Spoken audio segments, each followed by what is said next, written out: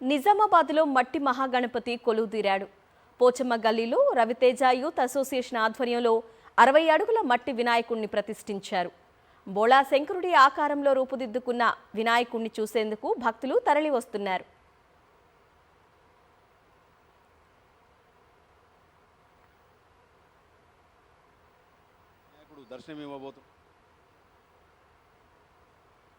మరింత సమాచారం మా ప్రతినిధి విఘ్నేష్ అందిస్తారు.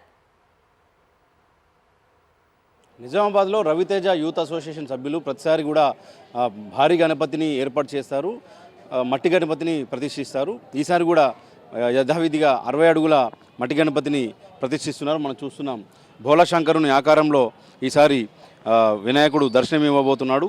ఇందుకు సంబంధించిన ఏర్పాట్లు విశిష్టతలను తెలుసుకుందాం. రవితేజ అసోసియేషన్ అధ్యక్షుడు రాజు ఉన్నారు. చెప్పండి, ఈ పోచమ్మ గల్లీలో ప్రతిసారి కూడా మీరు ప్రతిష్ఠిస్తారు మట్టి గణపతిని ఈసారి విశేషాలు ఏమున్నాయి? ఈ 2024 గాను భోళా శంకర్ భగవాన్ ఆకారంలో 60 అడుగుల భారీ మట్టి వినాయక విగ్రహం ఏర్పాటు చేయడం జరిగింది. అదేవిధంగా కొంచెం వర్షాభావం వల్ల కొద్దిగా లేట్ అయింది కాబట్టి ఈ పూజా టైంలో సాయంత్రం వరకు ఈ యొక్క గణనాథుడు ముస్తాబవుతాడు.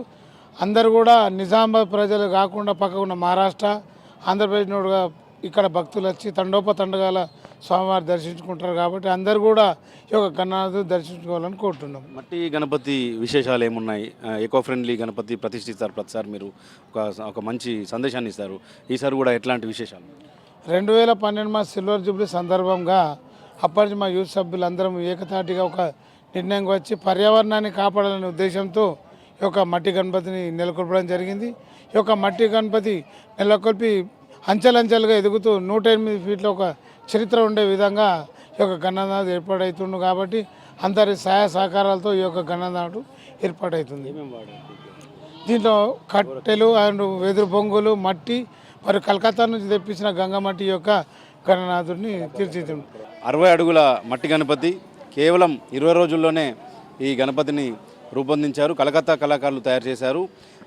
ఏదైతే ప్రతిసారి కూడా రవితేజ యూత్ అసోసియేషన్ సభ్యులు నిజామాబాద్లో భిన్నంమైన మట్టి గణపతిని ప్రతిష్ఠిస్తున్నారు. చాలా అందరికీ ఆదర్శంగా నిలుస్తున్నారని కూడా చెప్పుకోవచ్చు.